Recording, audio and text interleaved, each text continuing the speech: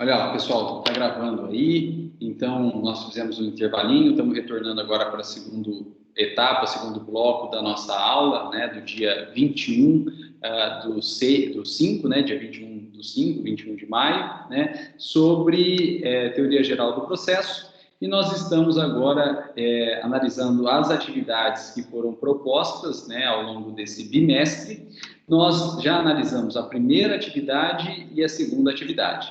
E agora a gente precisa, então, analisar a terceira atividade. Então, vou compartilhar a tela aqui para a gente poder abrir justamente essa terceira atividade aqui. Olha lá, pessoal. Então, terceira atividade, terceira semana. E vamos aí baixar essa terceira atividade. Estudo dirigido, aqui. Aí, beleza. Bom, deixa eu maximizar. Maximizar não, né? Dar um zoom.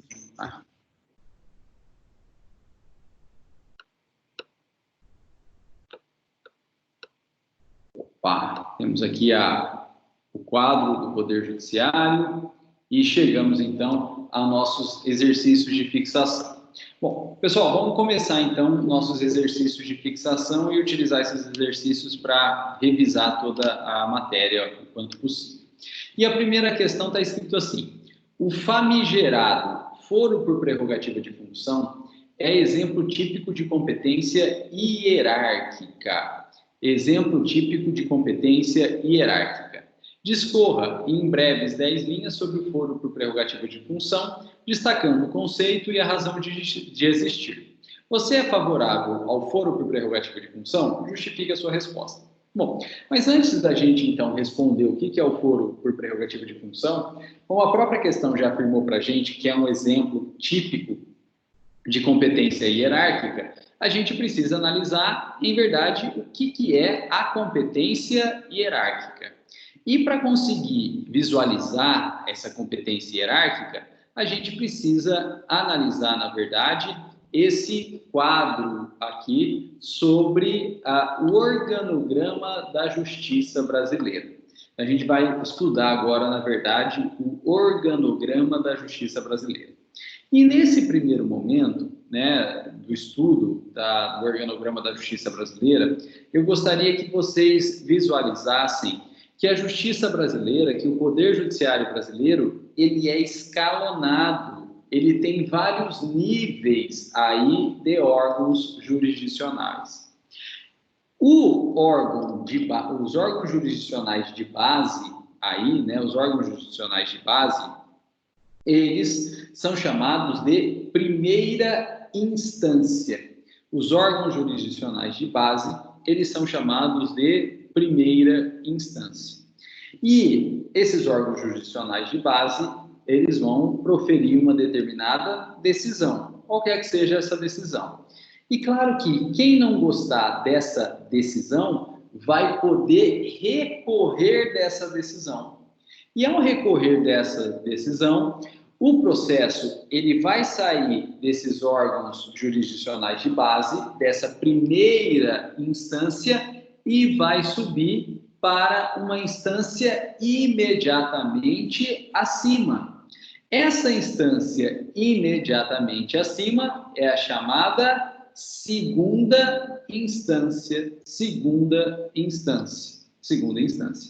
E da mesma forma, a segunda instância vai analisar o recurso, né? Vai julgar esse recurso, vai proferir uma decisão sobre esse recurso. E claro, tem gente que vai ganhar e vai gostar. E tem gente que vai perder e não vai gostar. E quem perdeu e não gostar, ele vai poder, então, recorrer para a instância imediatamente acima, que é a terceira. Eu não consigo selecionar aqui, pessoal. Como é foto, eu não consigo selecionar. Mas vai para a terceira instância. E da mesma forma, a terceira instância vai julgar. E quem não gostar vai poder recorrer e vai para a quarta instância. E a quarta instância é a última instância ocupada pelo mais alto tribunal do país, que é o STF. Então, veja, a gente começa de baixo e aí, em razão dos recursos, a gente vai subindo, né, até chegar à última instância, que é a quarta instância, que é o STF. Então, veja só, a gente começa embaixo, que é a primeira instância, recorre para a segunda, recorre para a terceira, recorre para a quarta instância. Essa é a regra. Essa é a regra. De modo que os processos, em regra, eles se iniciam na primeira instância. E a primeira instância é chamada de primeira instância porque ela é a primeira a analisar o processo. É porque os processos se iniciam ali, na primeira instância aí. Pessoal, a primeira instância são justamente os nossos juízes, né, nas nossas cidades aqui da região, né, as nossas comarcas, a nossa circunscrição judiciária da Justiça Federal é primeira instância, né? Então a gente começa os nossos processos nas nossas cidades, né? São comarca Noroeste, Fernandópolis, Estrela do Oeste, Jales, Palmeira do Oeste, Urânia, Santa Fé do Sul, né, que são comarcas, são juízos de primeira instância.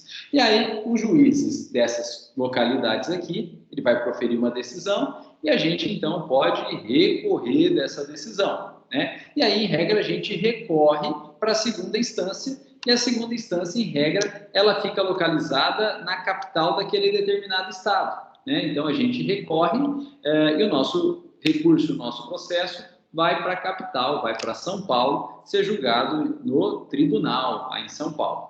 E depois a gente vai poder recorrer de São Paulo para a terceira e quarta instância.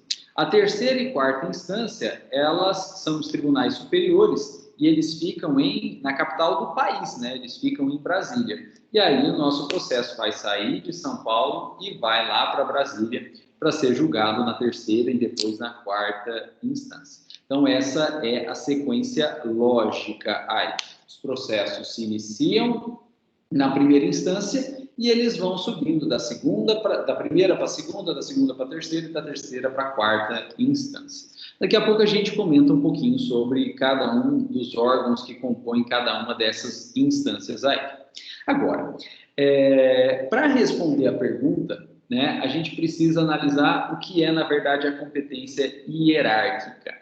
É o seguinte, vocês perceberam, né, desse quadrinho que está sendo projetado na tela de vocês e dessa ideia de que o Poder Judiciário ele é escalonado em primeira, segunda, terceira instância, que existe uma hierarquia entre os órgãos jurisdicionais. Existe uma hierarquia entre os órgãos jurisdicionais. A primeira instância é submetida à segunda, a segunda é submetida à terceira, e a terceira, como tudo, né, é submetida à quarta instância, que é a última instância, que é o STF, que é o mais alto órgão do Poder Judiciário brasileiro aí. Então, existe uma hierarquia, né, dentro dessas instâncias jurisdicionais. E a regra, a gente já viu, é que os processos se iniciem na primeira instância. Contudo, a competência hierárquica, ela traz exceções a essa regra de que os processos, em regra, se iniciam na primeira instância. E pela competência hierárquica, permite-se que processos se iniciem não na primeira instância, mas já em instâncias superiores, como, por exemplo, a segunda instância, ou diretamente já na terceira instância, ou até porque não é possível diretamente já na quarta instância, lá no STF. O processo já se inicia no STF. Pessoal, e quando isso acontecer, do processo já se iniciar no STF, a doutrina usa uma expressão bem interessante. A doutrina fala que o processo, então, ele se iniciou no STF e, portanto, como ele se iniciou no STF e é o STF que vai julgar, e não tem nenhum órgão acima do STF, esse processo que se iniciou e termina, não tem mais para onde correr, no STF, é um processo em que ele é julgado em última e única instância, porque é julgado só no STF. De modo que, pela regra geral, os processos se iniciam na primeira instância. Porém, excepcionalmente e segundo regras de competência hierárquica, é possível que, excepcionalmente, os processos já se iniciem em instâncias superiores, ou diretamente na segunda, ou diretamente na terceira, ou diretamente na quarta instância. Pessoal, e essa é a ideia, então, da competência hierárquica. A competência hierárquica determina, então, que os processos se iniciarão já em uma hierarquia acima e uma hierarquia superior. Mas isso é excepcional. Se é excepcional, se é exceção, isso só vai poder acontecer quando a própria lei expressamente determina.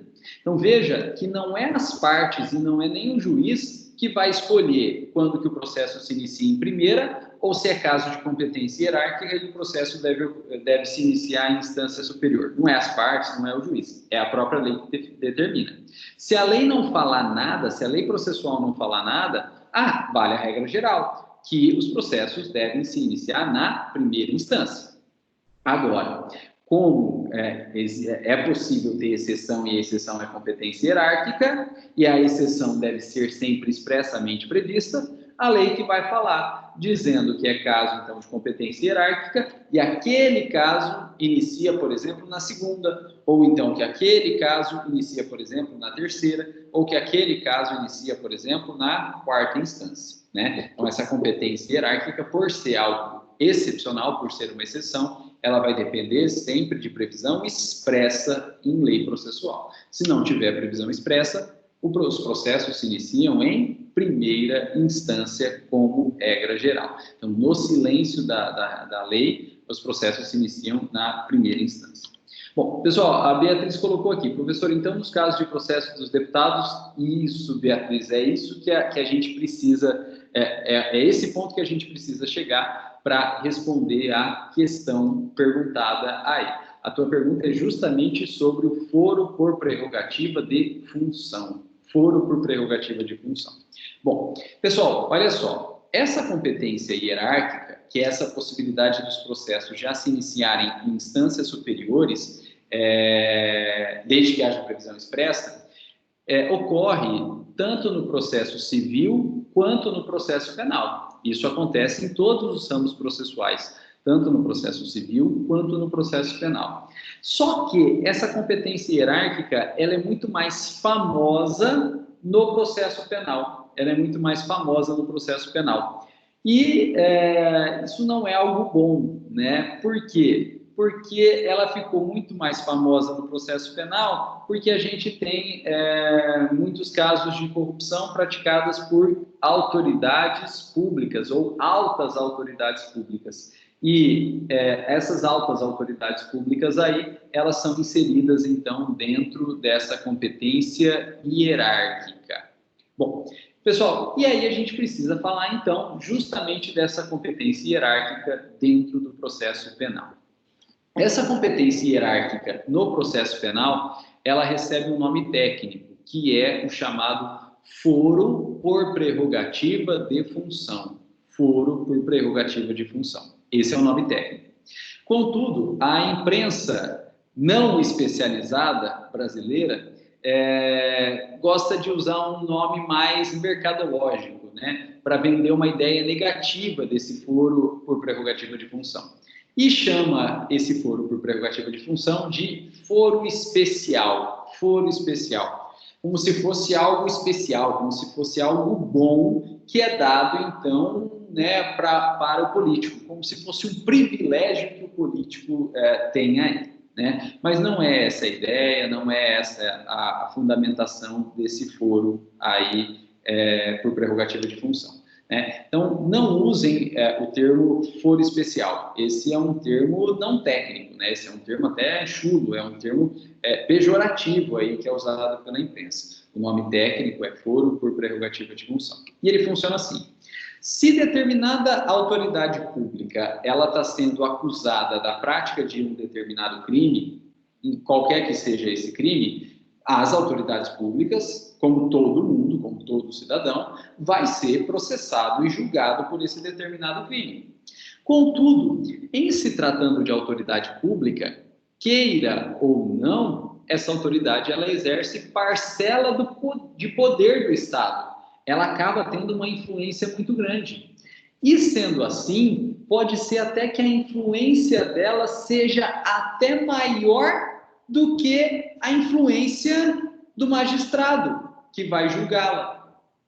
E para evitar esse problema, é criada uma regra de equiparação entre a autoridade que vai ser julgada, né? E, claro, o poder, a influência que essa autoridade tem e o órgão julgador, o magistrado julgador. Porque se a autoridade a ser julgada já tem um certo poder, se a gente colocar um magistrado que, em tese, tem menos poder que aquela autoridade para julgá-la, o magistrado é capaz de ficar coagido, né? Ficar engessado aí e não ter condições, de fato, de julgar aquela autoridade que, mesmo sendo ré de um processo crime, ela tem mais poder, né? Mais influência que o próprio magistrado.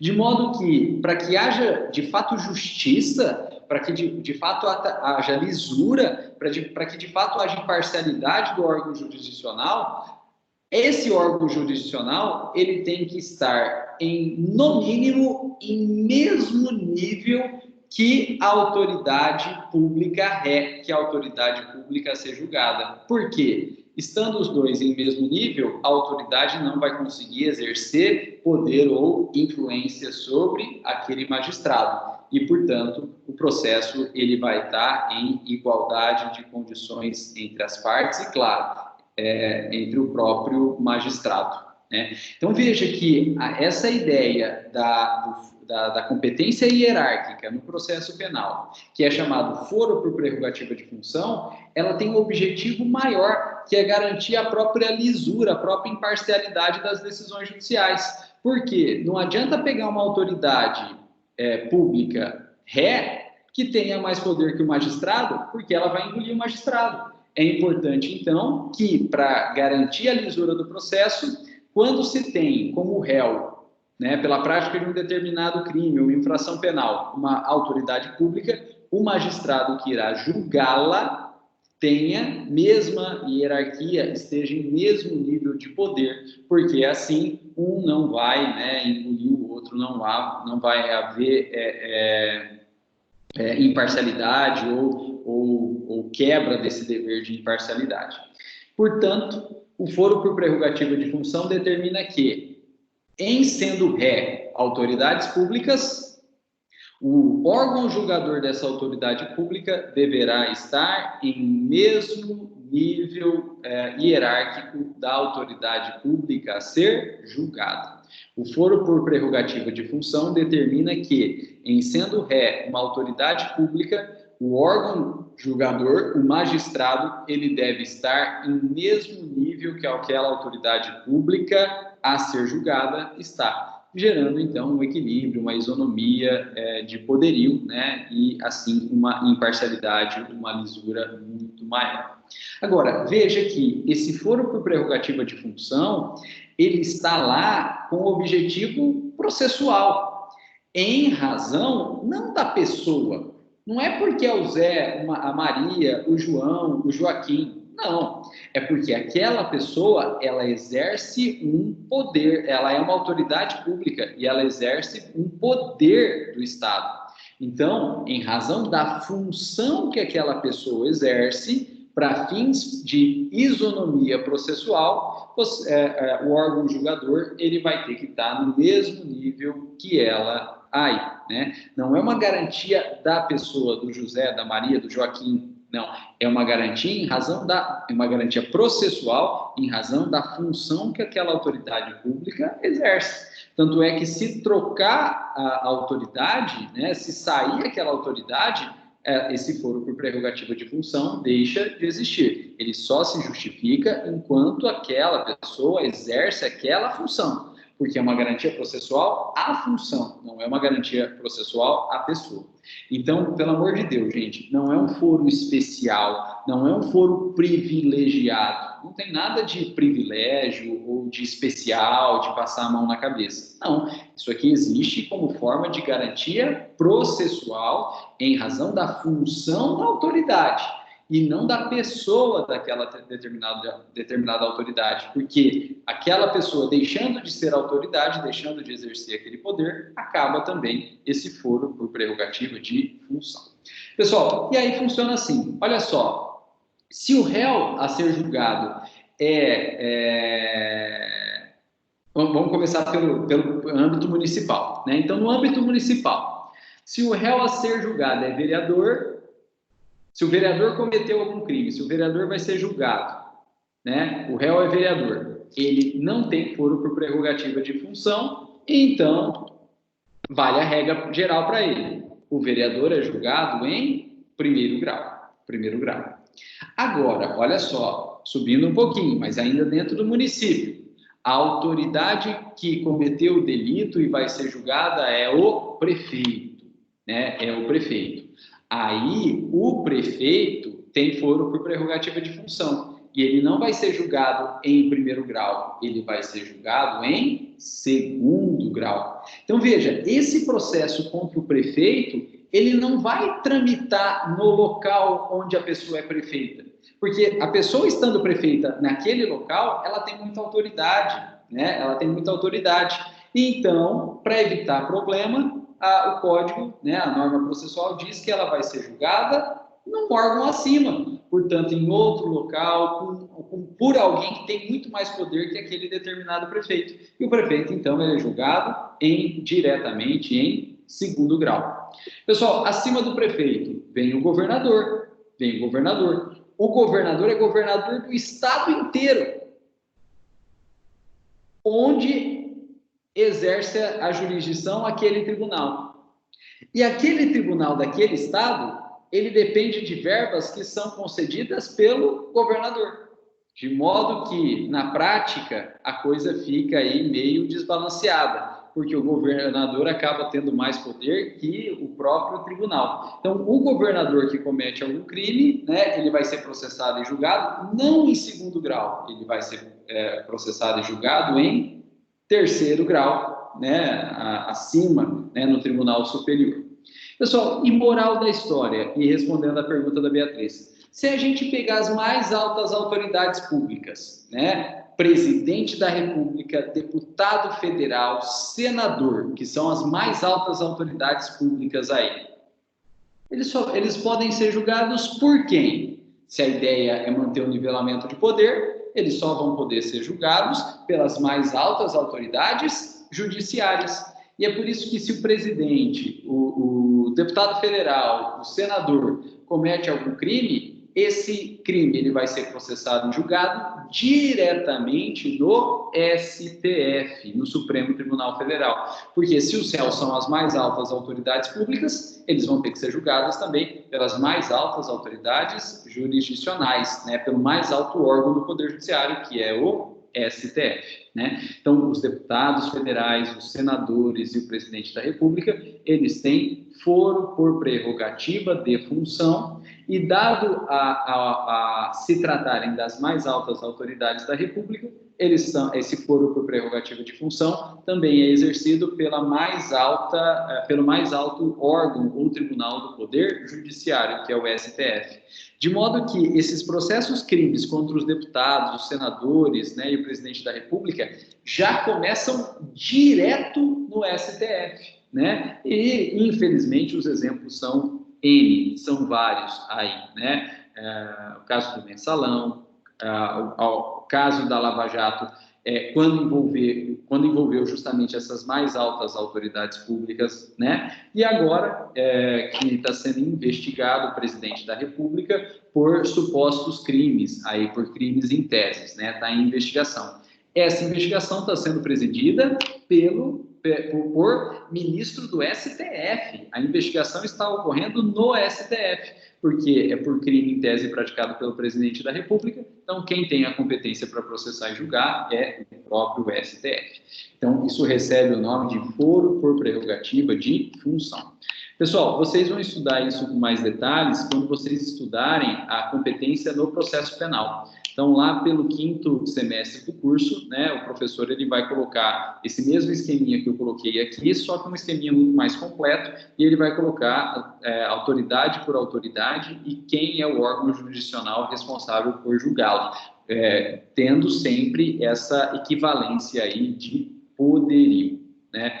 Pessoal, e como a gente ainda está no momento mais inicial do nosso curso, nós não vamos entrar nesses detalhes aí, porque isso é algo do processo penal e o professor de processo penal vai trabalhar com vocês. Agora, importante, por mais que a imprensa tenha intenção de descaracterizar ou desprivilegiar, negativar essa ideia de foro por prerrogativa de função, tanto é que chama de foro especial, foro privilegiado, não é isso, né? O foro por prerrogativa de função, ele, na verdade, é essencial para garantir a lisura intraprocessual, né? Não adianta pegar o presidente da República e colocá-lo para ser julgado aqui pelo juiz de primeira instância. O presidente da República tem muito mais recursos do que o juiz de primeira instância. E por mais sério que são os juízes de primeira instância e capacitados os juízes de primeira instância, a influência e a briga de poder vai ser muito grande, né? E o juiz de primeira instância não tem aparato para julgar casos dessa magnitude aí, né?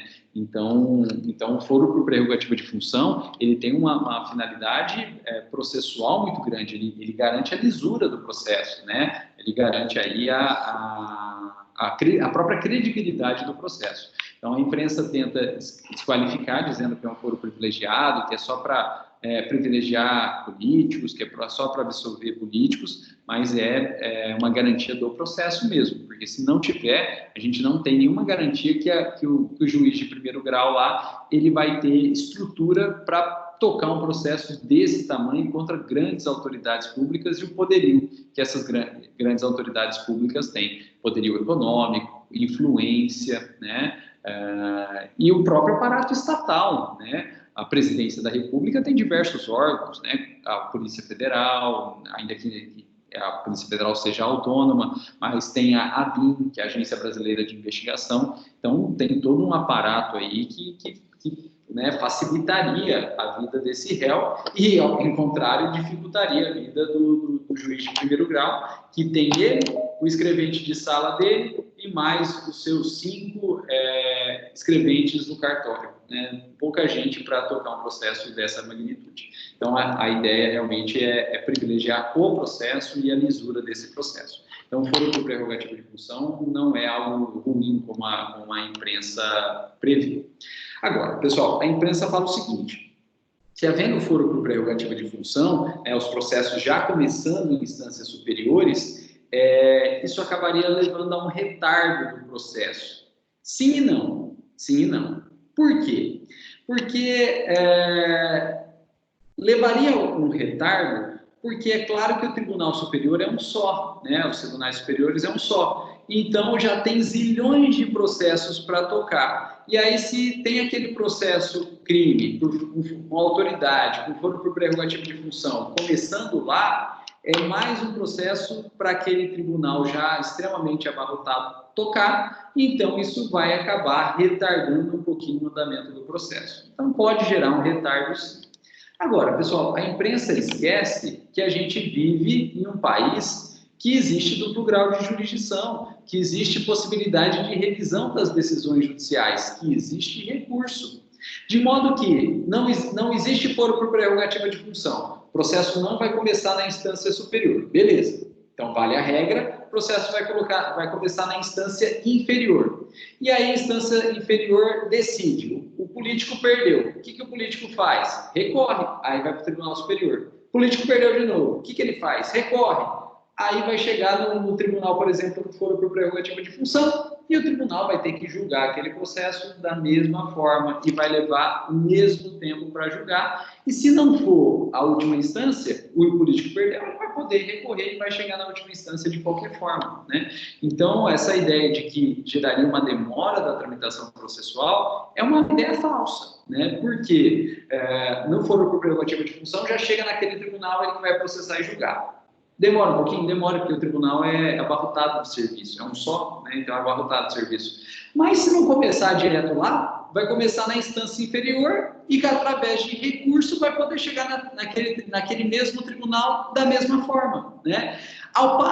Sendo que para chegar lá, processo começando em primeiro grau, e para chegar naquele outro tribunal, vai ter passado anos de tramitação na primeira, na segunda, na terceira instância, de qualquer forma. Então, o processo acaba, às vezes, até demorando mais se não tiver foro por prerrogativa de função. O foro por prerrogativa de função, na prática, ele até funciona como um atalho, porque o processo já vai direto para as instâncias superiores sem passar pelas instâncias inferiores aí. Então, gera até essa possibilidade, né, de ser considerado um atalho. Então, não é uma crítica à questão da celeridade processual, da velocidade processual, não é uma crítica razoável, porque, tudo bem, naquele caso pode demorar um pouquinho mais pelo processo, mas se não, pelo abarrotamento do tribunal, mas se não tiver foro por prerrogativa de função, vai ter que passar anos nas instâncias inferiores, vai cair naquele tribunal de qualquer forma e vai demorar o mesmo tempo, porque é o mesmo processo, o tribunal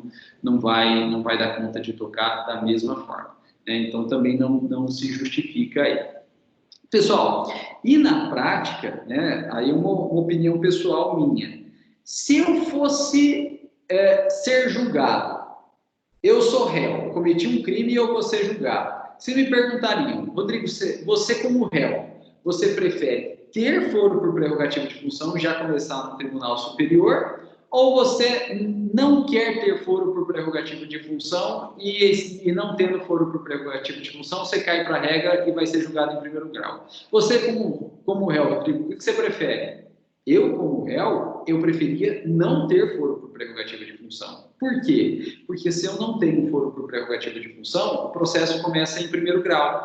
E aí, eu vou entrar em primeiro grau, vou olhar para cima e vou ver todo o poder judiciário, onde eu posso percorrer tudo através de recurso, e, portanto, vai demorar um bom tempo aí, até que efetivamente eu seja julgado, condenado, transite em julgado e vá cumprir pena.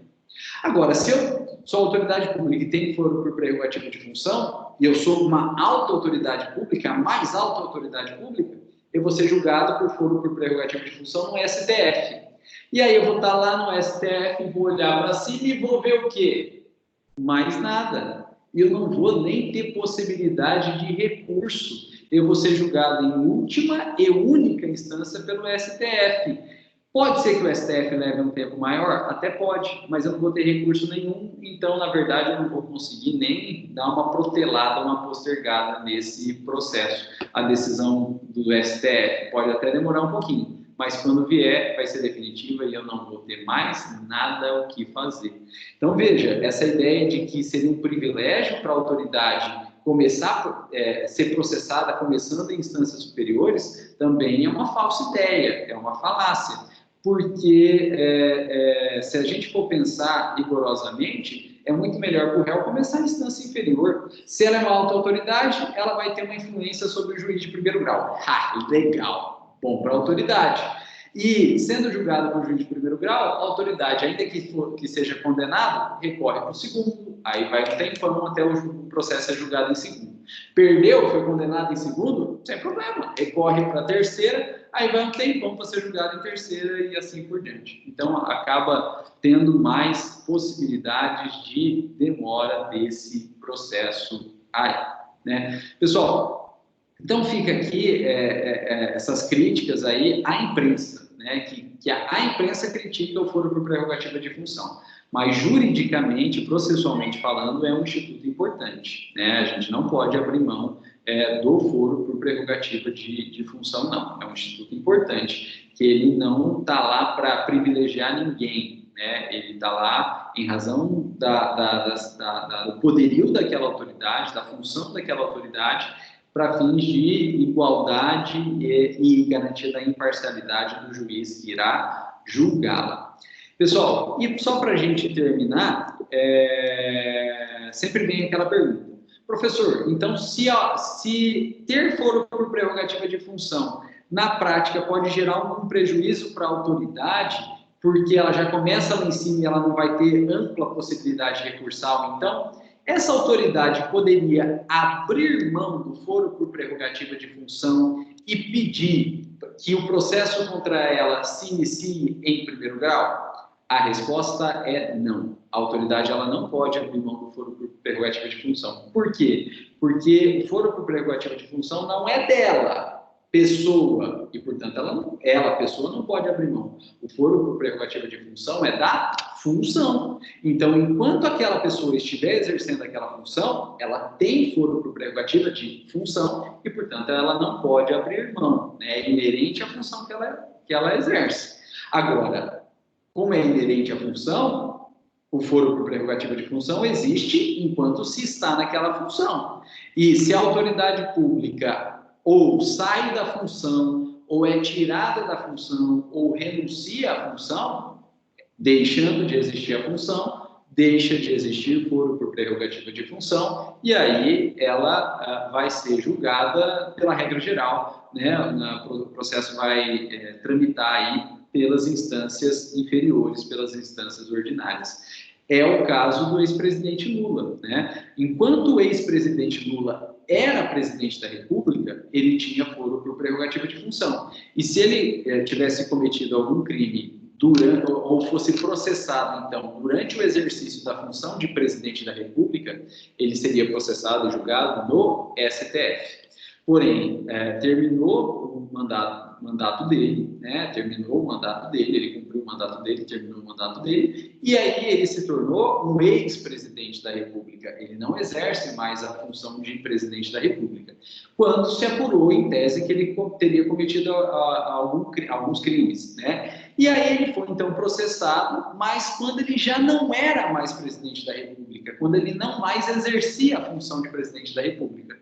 E aí ele não tinha mais o foro por prerrogativa de função, e é por isso que os processos contra o presidente Lula tramitaram em primeiro grau, lá na 13ª Vara Federal Criminal de Curitiba, né? Cujo juiz, à época, era o Dr. Sérgio Moro, né? E hoje é uma juíza, né? Esqueci o primeiro nome dela, mas o sobrenome dela é Hardet, né? Então, o presidente Lula, quando ele foi processado e julgado, ele já não era mais presidente, e ele já não tinha mais foro por prerrogativa de função, então ele foi processado e julgado em primeiro grau. Mais recentemente, pessoal, o ex-presidente Temer, né? Enquanto ele era ex-presidente, ele foi investigado e processado pelo STF, quando ele era presidente da República, né, o Temer. Porém, extinguiu o mandato também, ele deixou de ser presidente, e aí aqueles processos que tramitavam no STF foram remetidos para o primeiro grau de jurisdição, e aí eu não sei que estágio que está esses processos, mas não tramitam mais no STF. Né? Hoje, o presidente Bolsonaro ele está sendo investigado por crimes em tese. Né? Ele está sendo investigado por crimes em tese. Por quem? Por inquéritos judiciais, né, que tramitam no STF, porque ele é presidente, ele exerce a função de presidente, então ele tem foro por prerrogativa de função. Quando extinguir o mandato dele, ou eventualmente ele perder esse mandato e deixar de exercer a função de presidente, esses processos, se estiver em curso ainda, vão sair do STF e vão passar a tramitar em primeiro grau de jurisdição, porque deixou de existir o foro por prerrogativa de função. Pessoal, o Mário colocou ali, é Gabriela Hardet, é isso aí, a juíza atual é a Gabriela Hardet. Né? E a Beatriz colocou, professor, tem algum caso que você pode escolher em qual grau você será julgado, ou já é tudo premeditado? Né? Beatriz, no processo penal é tudo premeditado. Né? Quem define é a lei, né? Quem define é a lei, não tem possibilidade de escolha, não. Né? Por quê, pessoal? Se a gente pudesse escolher o grau de jurisdição que vai processar e julgar o nosso caso, na prática a gente está escolhendo o juiz. E se a gente escolhe o juiz, né, a tendência é escolher um juiz que vai beneficiar o nosso lado. Né? E isso também quebraria a regra da imparcialidade jurisdicional. Então, não é a escolha das partes, né? Como a gente viu ontem à noite, né?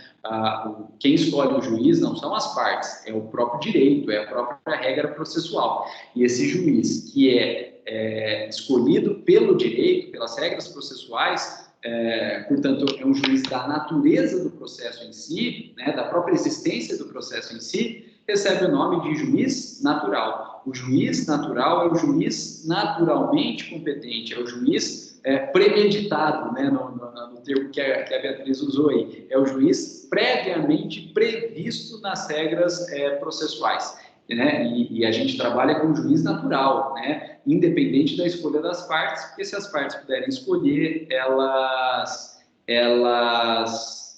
escolheriam um juiz que iria beneficiá-las, ou que concordaria com eles aí, né? E isso levaria à perda da imparcialidade.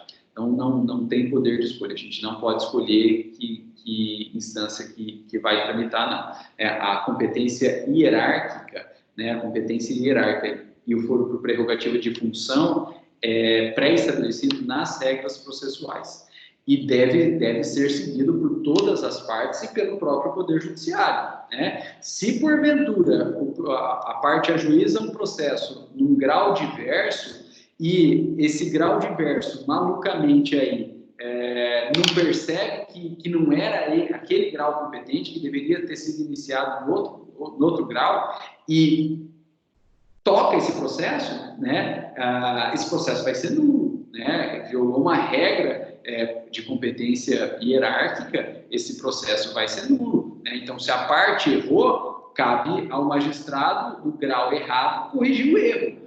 Ou então, se o magistrado do grau errado não corrigir esse erro, futuramente alguém vai perceber e vai anular esse processo. Olha, não pode, né? Então, havia foro por prerrogativa de função e não seguiu foro por prerrogativa de função, o processo vai ser nulo, né? Eu já vi um caso com o prefeito, né? Processaram o prefeito em primeiro grau, né? Aqui na comarca. E era prefeito. Se ele era prefeito, ele não podia ser processado aqui, ele tinha que ter sido processado no tribunal. E aí ninguém viu, tocou o processo, né? E aí condenaram o prefeito, os advogados do prefeito recorreram, né? Chegou no tribunal, o tribunal olhou e falou assim: ué, prefeito sendo processado em julgado do primeiro grau, isso aqui está tudo errado, anula tudo, anulou.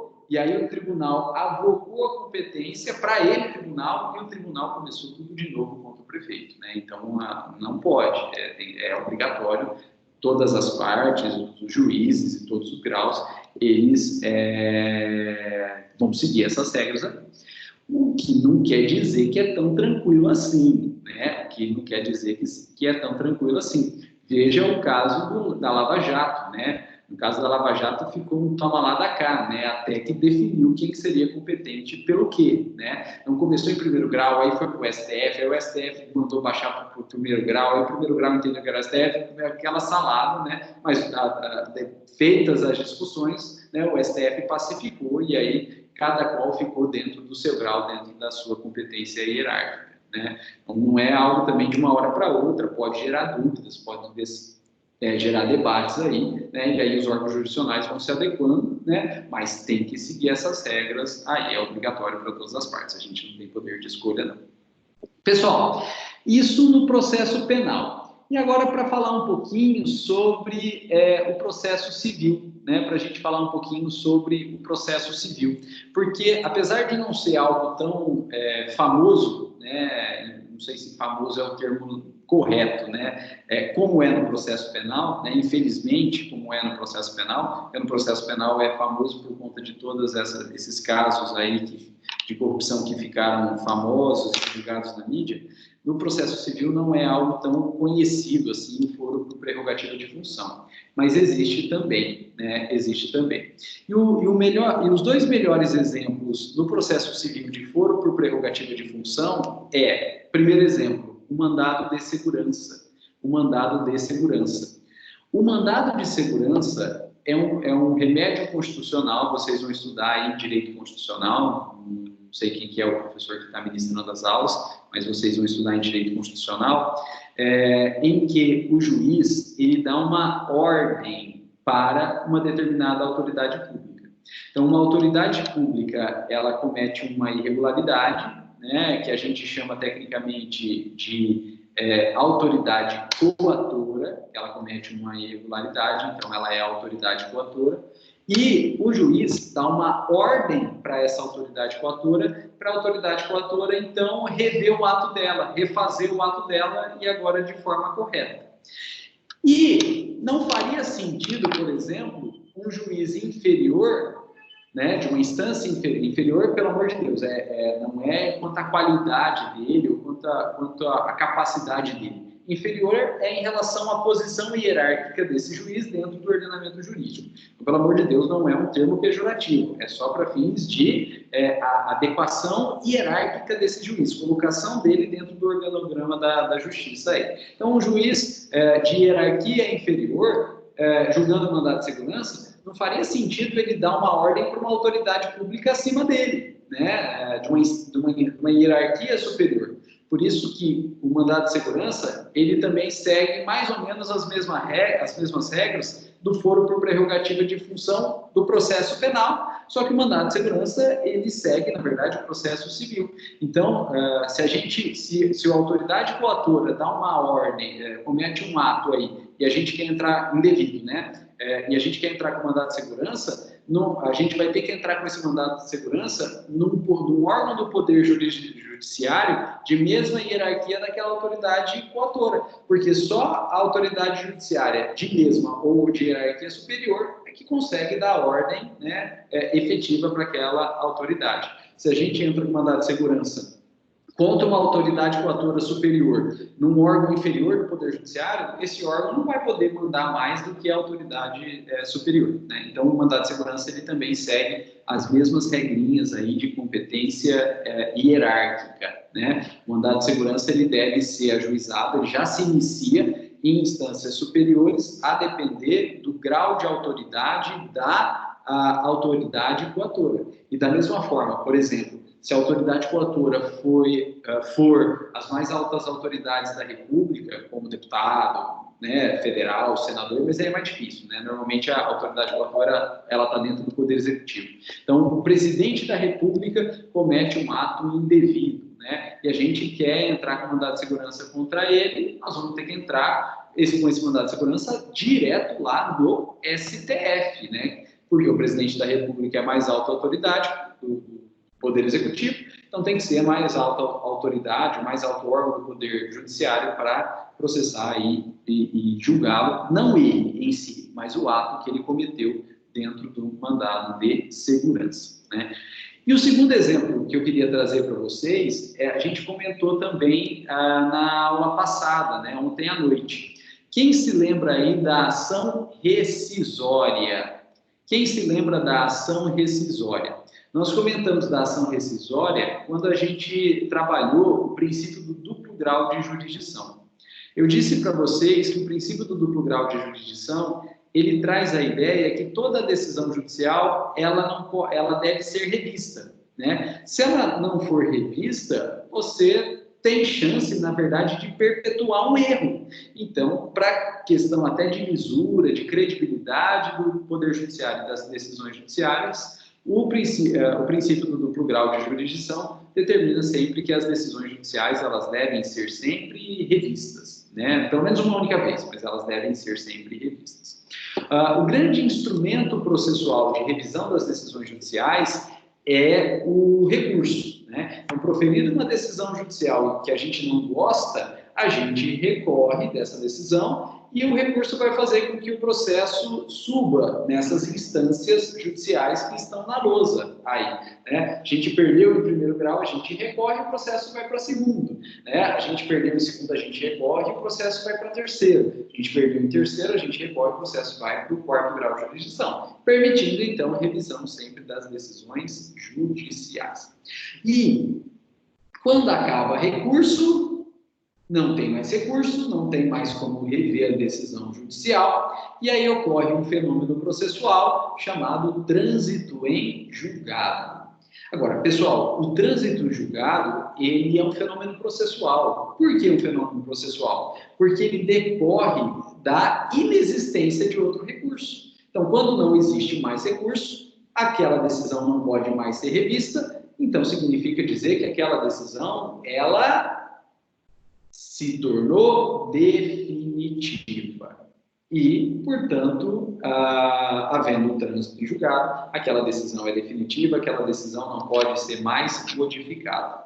Agora, o trânsito em julgado é um fenômeno processual. Ele não é um fenômeno ele não é um fenômeno material, ele não é um fenômeno de conteúdo da decisão. Então, veja, transita em julgado porque acaba recurso, não porque é a melhor decisão. De modo que pode ser a pior decisão do mundo, horrível a decisão, extremamente injusta, péssima a decisão, porém não cabe mais recurso. E por pior que seja a decisão, como não cabe mais recurso, aquela decisão, ainda que horrenda, transita em julgado e se torna definitiva, né? Então tomem cuidado, o trânsito em julgado, ele não tem como base a qualidade da decisão. O trânsito em julgado, ele é um fenômeno processual que tem como base a inexistência de outros recursos. E acabou os recursos, por pior que seja a decisão, transita em julgado e ela se torna definitiva. Mas é justo isso? Não. Então a gente precisa ainda de um instrumento que consiga rever uma decisão judicial, mesmo não tendo mais recurso, mesmo ela já tendo transitado em julgado. E um instrumento processual que permite essa revisão da decisão judicial já transitada em julgado chama-se, no processo civil, ação rescisória. E a ação rescisória, então, ela serve, então, para impugnar e revisar decisões judiciais, processuais, civis, já transitadas em julgado, quando não há mais recurso. E, tecnicamente, a doutrina fala que essa ação rescisória, ela tem como objeto, na verdade, rescindir, extinguir, acabar com o próprio trânsito em julgado. Porque acabando com o trânsito em julgado, permite rever a decisão judicial e, se ela for injusta, permite modificar essa decisão, melhorar essa decisão, tornar essa decisão muito mais justa. Bom, só que, olha que interessante isso aqui. Como a ação rescisória ela tem como objetivo rescindir, acabar com o trânsito em julgado, só vai poder acabar com o trânsito em julgado a autoridade judicial que tem mais poder, portanto, for de uma hierarquia superior à última autoridade judicial que julgou aquele caso concreto. Porque se quem for julgar a ação rescisória for de uma hierarquia inferior, tiver menos poder, ele não vai conseguir acabar o trânsito em julgado, né? A autoridade inferior vai ficar pulando e não vai conseguir alcançar aí o trânsito em julgado para modificar, não vai adiantar nada, né? É como colocar a professora Janaína e o professor Pedro Calado, né? Não vai adiantar aí, não vai adiantar, né? Tô brincando aí só para descontrair um pouquinho, né? De modo que, na ação rescisória, como a ideia é modificar uma decisão que já se tornou definitiva, essa ação rescisória, ela só pode iniciar, ser processado e julgado em autoridades superiores à última que julgou aquele determinado caso. Porque somente a autoridade superior vai conseguir modificar uma decisão já definitiva de uma autoridade inferior. Então, olha que legal. Se o processo ele terminou em primeiro grau, até caberia recurso. Mas o doido do advogado não recorreu. E aí não teve recurso, o processo acabou em primeiro grau. Ninguém recorreu, acabou. Né? E transitou em julgado em primeiro grau. A ação rescisória vai ter que ser proposta em segundo grau, sem problema nenhum. Mas não, o processo começou em primeiro grau, e aí o advogado recorreu do primeiro para o segundo grau, e aí julgou o processo em segundo grau. E até caberia recurso. Mas o doido do advogado não recorreu. E aí o processo transitou em segundo grau, se tornou definitivo em segundo grau. Sem problema. A ação rescisória ela vai ter que ser ajuizada em terceiro grau. Ela vai começar direto em terceiro grau. A competência hierárquica, portanto, é acima, é o terceiro grau. E da mesma forma, transitou, o processo foi julgado em terceiro grau. e até caberia recurso, mas o doido do advogado não recorreu. E aí, então, transitou em terceiro grau, sem problema. Entra com ação rescisória no quarto grau, sem problema nenhum. A ação rescisória ela vai ter competência hierárquica lá no quarto grau aí. Pessoal, e se o processo transitar no quarto grau? O processo se tornou definitivo no STF. E claro, né, vai se tornar definitivo no STF, porque não cabe mais recurso no STF. Pode entrar com ação rescisória? Olha que legal. Pode.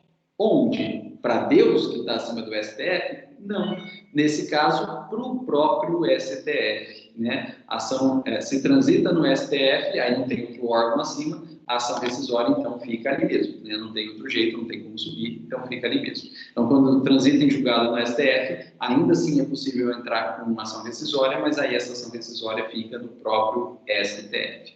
Pessoal, e seguindo a linha da Beatriz, e se errar? Transitou em primeiro, e aí, portanto, a ação rescisória deveria ser em segundo. Mas quem está entrando com a ação rescisória esquece da regra e entra com a ação rescisória em primeiro grau. A ação rescisória não vai ser nem recebida por juiz. O juiz vai falar, ó, eu sou incompetente, não vou receber isso aí. Sei que se vire para entrar no grau correto. Né? E assim por diante. E transitou em julgado em segundo grau. Deveria entrar em terceiro. Só que aí o doido do advogado que está entrando com a ação rescisória entra lá no quarto grau no STF. O STF vai olhar e falar, olha, isso aqui transitou em segundo, então a instância superior ao segundo é o terceiro. Você deveria ter entrado no terceiro. Eu sou o STF, eu sou o quarto, então nem vou receber isso aqui, eu nem vou tomar conhecimento dessa ação rescisória. O advogado que se vire para ajuizar no grau correto aí. Né? Então, se errou o grau errado, né, a instância errada, nem toma conhecimento, né?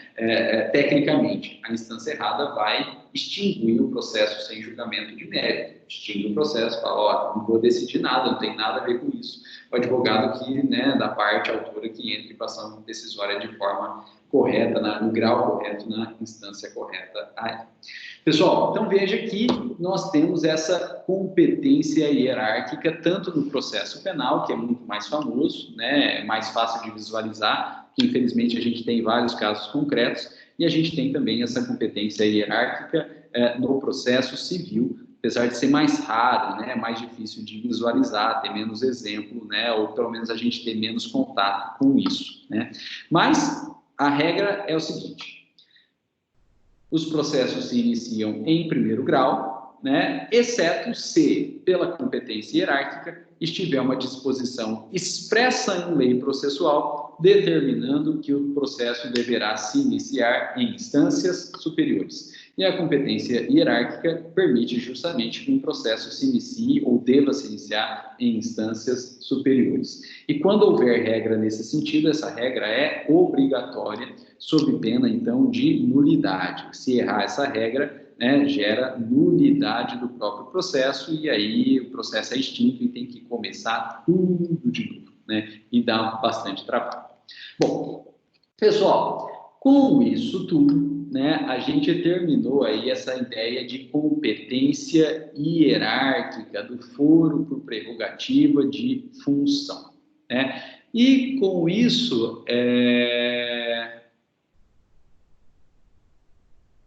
nós terminamos, então, a primeira questão, né? Nós terminamos a primeira questão aí.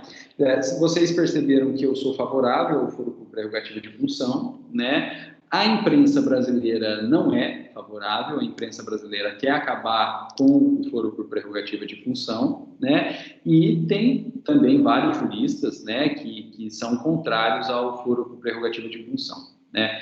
Eu entendo que tem defeitos, tem problemas aí, só que não tem outro jeito, pelo menos por enquanto, para a gente trabalhar. Então, no mínimo, assim, eu sou favorável, mas no mínimo é um mal necessário, né? Não tem como a gente abrir mão desse foro por prerrogativa de função ainda, né? E, claro, a gente não pode criticar o Instituto ou a teoria dele com base em argumentos que não são decorrentes da teoria, né, ou do fundamento dele. São baseados, na verdade, em experiência prática. Olha, o foro por prerrogativa de função gera um atraso do processo porque os tribunais estão abarrotados. Então, o problema não é o foro por prerrogativa de função, né? O problema é o tribunal que está abarrotado. Então, vamos dar um jeito aí de melhorar a estrutura do Poder Judiciário, né? De aumentar, por exemplo, as técnicas processuais, de melhorar as técnicas processuais, para que o tribunal não fique abarrotado e dê conta de todos, né? Então, não é um problema do foro, né? É um problema da situação de fática, da instrução prática, né? E de estrutura do tribunal, não do instituto, né? Da teoria do foro por prerrogativa de função, né? A gente não pode trocar alhos com bugalhos, né?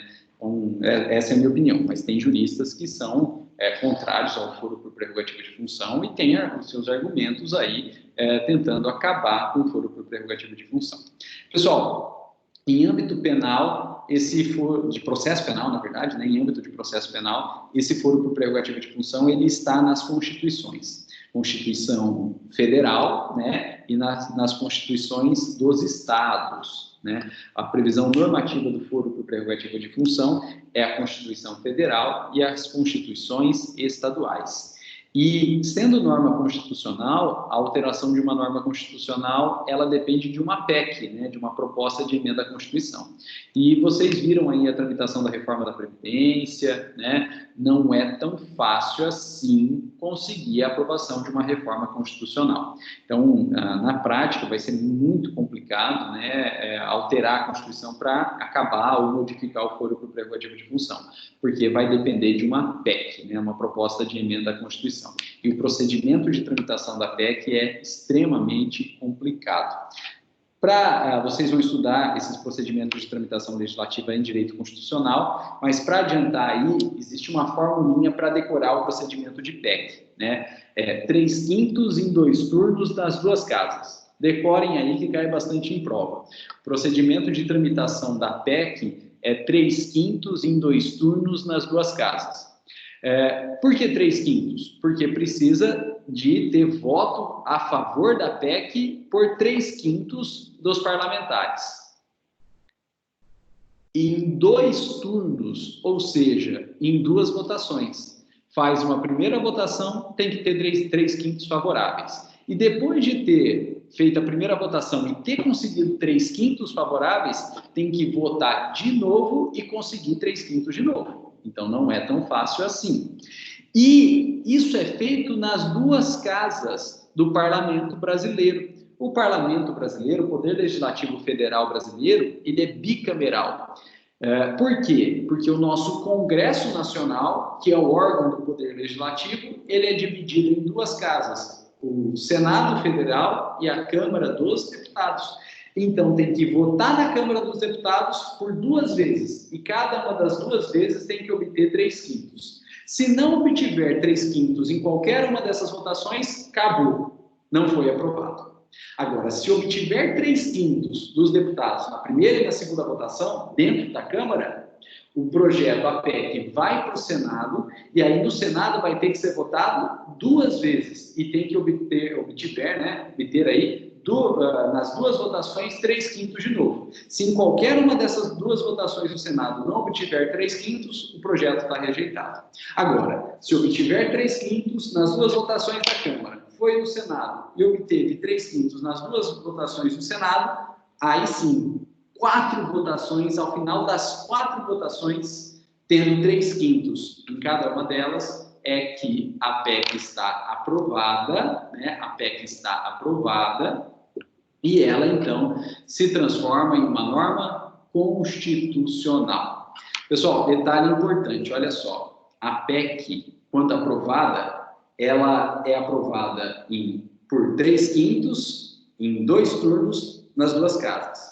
E como ela é tão complexa para ser aprovada, né, se ela for aprovada é porque está muita gente de acordo, a grande maioria realmente está de acordo daquela PEC, de modo que essa PEC nem vai para a sanção do presidente da República, né? O presidente da República não sanciona a PEC e, portanto, também não tem o direito de vetar uma PEC, né? As leis, quando elas são aprovadas no Congresso Nacional, o procedimento é diferente, né, do que esse que a gente comentou aqui. As leis, elas vão primeiro para o presidente da República, que poderá vetar, né, recusar, ou então sancionar a lei. Então, a lei depende de sanção e está sujeita a veto do presidente da República. As PECs não. As PECs, elas tramitam toda no Congresso Nacional, 3/5 em 2 turnos das duas casas. E conseguiu 3/5 em 2 turnos das duas casas, ela está aprovada e ela se torna norma constitucional e nem vai para sanção ou veto do presidente da República. Não tem sanção, não tem veto em PEC, em proposta de emenda à Constituição aí, né? Então, dada toda essa dificuldade aí, dificilmente vai ter alguma alteração do foro por prerrogativa de função. Pessoal, e agora para a gente terminar, a última questãozinha aqui, né? A última questãozinha aqui. Olha lá. Toda e qualquer ação civil pode tramitar nos juizados especiais cíveis? Não, não. Por quê, pessoal? Porque os juizados especiais cíveis, eles têm uma limitação em relação ao valor da causa, o que é chamado de competência pelo valor da causa. Só podem tramitar nos juizados especiais cíveis aqueles processos cíveis, portanto, né, juizado especial cível, cujo valor, né, cujo o resultado econômico, cujo o objeto econômico, o que se quer ganhar com aquele processo, tem um limite de até 40 salários mínimos, né? Então, só pode tramitar nos juizados especiais cíveis as causas que têm um valor de até 40 salários mínimos. Se aquele determinado processo tem um valor de causa acima de 40 salários mínimos, ele não poderá tramitar no juizado especial cível e, portanto, ele vai ter que ir para uma outra vara que não o juizado especial cível. E o termo que a gente usa para demarcar que é uma outra vara que não o juizado, a gente usa vara comum. Vara comum.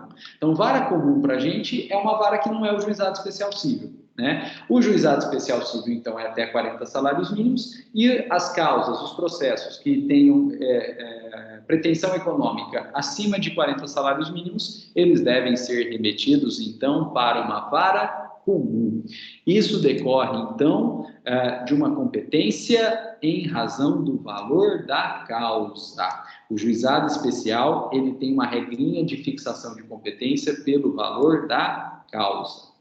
Pessoal, e tem um outro detalhezinho que é importante. Olha só, mesmo essas causas cíveis com até 40 salários mínimos, é possível, né, ou até tem um impedimento que elas tramitem no juizado, que é o seguinte, o juizado, ele não admite pessoas incapazes, né? O juizado, ele não admite processos movidos ou por ou contra pessoas incapazes, né?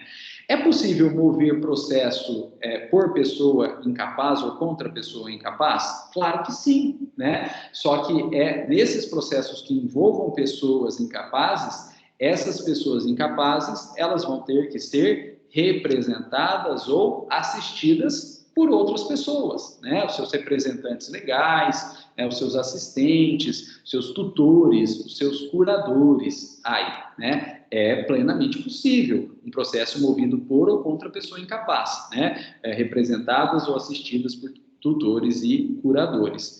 Agora, apesar de ser possível ter processo movido por ou contra pessoa incapaz, se tiver no processo uma das partes incapazes, ainda que o valor da causa seja abaixo de 40 salários mínimos, infelizmente, né, esse processo não pode tramitar no juizado especial, né? Esse processo, então, ainda que ele tenha menos de valor de causa inferior a 40 salários mínimos, ele deve ser remetido, ele deve tramitar perante uma vara comum, E por quê?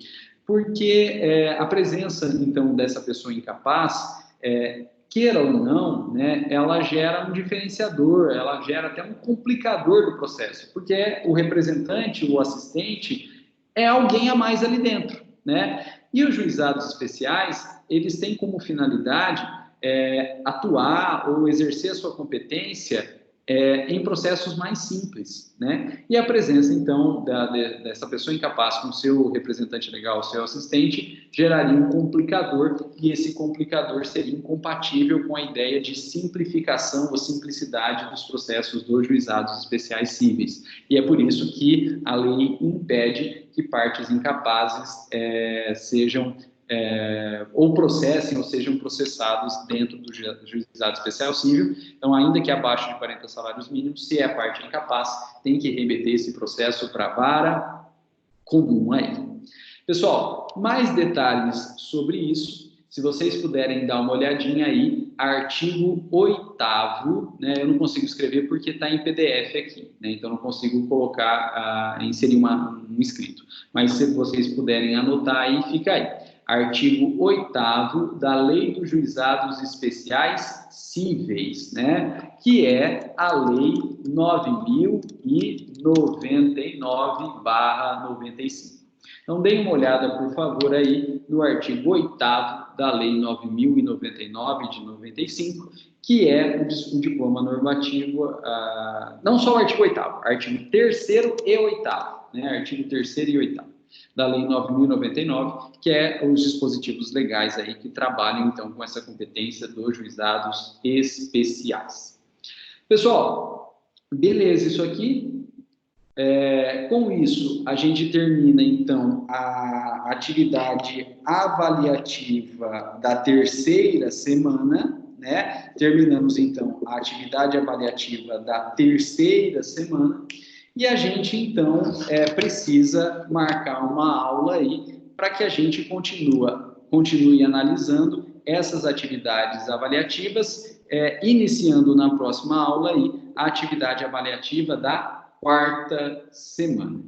Bom, pessoal, eu vou encerrar a gravação por hora, agradecendo a presença de vocês, né? Agradecendo o comentário de vocês, o esforço, essa garra de estar presente, ainda que virtualmente, né? Sentado aqui todo esse tempo, ouvindo a gente falar, né? A distância aqui, né? Então tem que ter muita garra, tem que ter muita força de vontade, e eu estou vendo que vocês têm aí, eu agradeço demais essa força de vontade de vocês. Então, vou encerrar a gravação agora, né, com os nossos agradecimentos, e a gente continua à disposição e conversa mais um pouquinho aí. Pessoal, obrigadão. Deixa eu encerrar aqui.